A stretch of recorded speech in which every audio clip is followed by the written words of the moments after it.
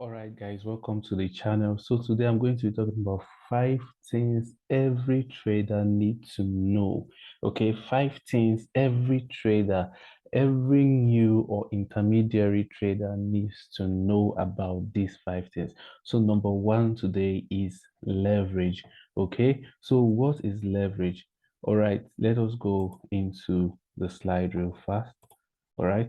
So leverage is very, very important in Forex because leverage is what is the most interesting thing about Forex. Is the thing that made many people to come into Forex. That's why I am a Forex trader. That's why you too are drawn to Forex because of leverage. So let's go into Forex. So leverage is like a borrowed money that an investor is willing to give to you, okay? That an investor or a broker is willing to give to you. So we collect leverage because we see like we borrow money from the broker because we see maybe a potential trading opportunity that is going to make us $10,000 and we need that leverage in order for us to make that $10,000. So in order for you to make $10,000, you might need a small capital like maybe $1,000 or maybe even $100, and you can turn that $100 into $1,000. That's because of leverage, nothing else but leverage. So let's go a little bit deeper into leverage. So leverage is like a two-edged sword. What do I mean by it is a two-edged sword?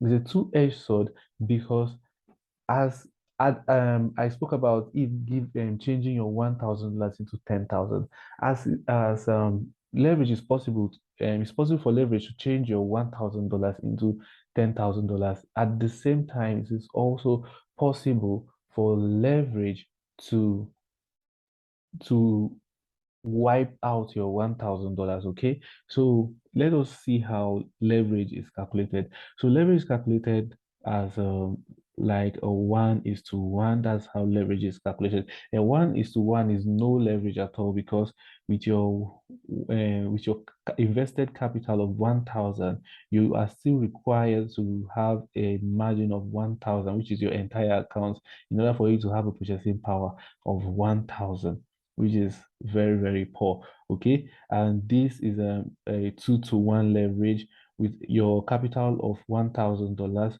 You need only $500 and you have a purchasing power of $2,000.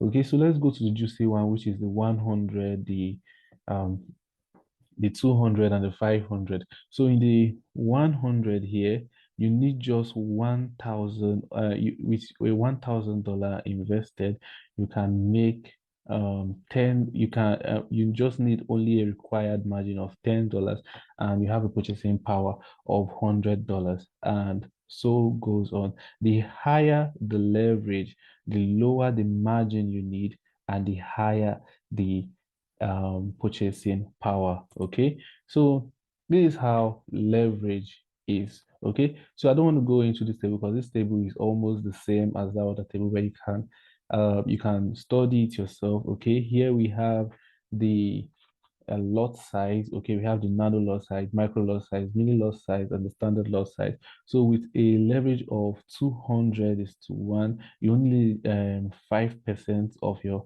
0.5% of your account invested. Okay, and each pip move is going to give you a 0.5 a $0.5, and here with a micro lot is going to give you $5, and if you're using a mini lot is going to give you $50, and if you are using a standard lot, you okay, sorry, the required margin you need is $500. So the required margin you need here is $50. The required margin, not pip move, sorry about that, is required margin you need here is $5, and required margin you need here is $0.5.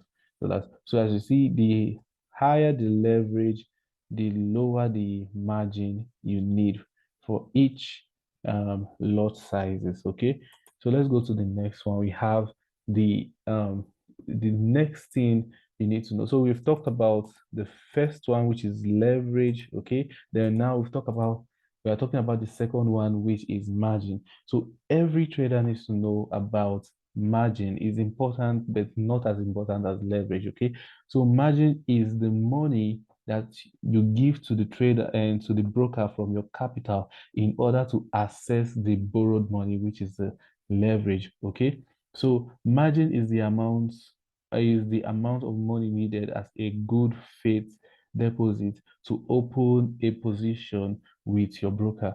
So in order to access that leverage, you need to put down a good faith deposit, which is called the margin. Okay. So in order for you to control $100,000 position, uh, you need a $1,000 with a $1,000 account, you need at least 100 to one leverage, and then the margin, and then you need a I think you will be needing a margin of around 10% in this case. Let me check that real fast. Okay. So here you'll be needing a margin of just 1%. Okay, just 1% in order to control 1% of this of $1,000 in order for you to control $100,000 position. Okay, so the next thing we're gonna go to is lot size. Lot size is very important. If you don't know lot size, it means you don't know risk management, and risk management is very, very important, and lot size too is very important. So lot size, now if you want to go and buy a land, in order for you to calculate the amount of land you're going to be getting, we use hectares or square meters. So the same thing, in order for you to calculate your position size, in order for you to calculate your trade, you need lot size. Okay. So lot size, we have four types of lot size. We have the standard lot, the mini lot, the micro lot, and the nano lot. Most traders don't even offer nano lots anymore. Okay, they just offer these three. Okay, so the standard lot is 1,000 units of the base currency. The mini lot is 10,000 units of the base currency, and the micro lot is 1,000 units of the base currency. I'm not even going to go into that one. Okay, so this is just a graph showing how the lot size is. So 1,000 lots equals to 100,000 units and the rest. Okay, so let's go into pip movements when you pair it with lot size. So if you are using a standard lot, a one pip movement to your favor will be a $10 move. Okay, and if you are and with a standard lot, if it goes against you, it means you are losing $10. Okay, which is very big. Then with a micro lot, just one micro lot, if it goes to your favor, one pip to your favor, you are going to be having $1, and one pip lower or one pip against you, you're going to be losing $1. And that's how all this works. Okay, and it's just very, very simple, nothing much to put in your brain. Okay, so another thing that a forex that every forex trader needs to know uh, is how to calculate your PIP or the PIP. I'm going to be doing a video on how to calculate your PIP, on how to calculate your lot size, on risk management, and so many other things. So you want to subscribe to the channel and stay tuned. Okay, and let's continue. So PIP is a acronym for percentage in price, just that as simple as that, percentage in price or price interest point. So the PIP is the smallest unit movement of every exchange rate. Okay, so it's just the smallest currency movement. So here we have this as the smallest, which is the PIP. Okay, so if this move from 5 to 6, we'll say we've had a 1 PIP movement. If it moves from 5 to 7, we'll say we have a 7 PIP movement. That's just how PIPs work. I had to just put this down there, almost the same thing, because this is my favorite pair to trade. Okay. And then what is a spread? So spread is very, very important. Spread is just the difference between the bid and the ask price. the difference between the bid and the ask price. In order for brokers to have an edge in the market, they apply different things, and one of them is spread and commission. So spread is not commission, it's different, okay? Spread is the difference between the ask and the bid price, okay? So the bid price is the price at which you can sell the base currency, and the ask price is the price at which you can buy the base currency. Then this is just a little calculation.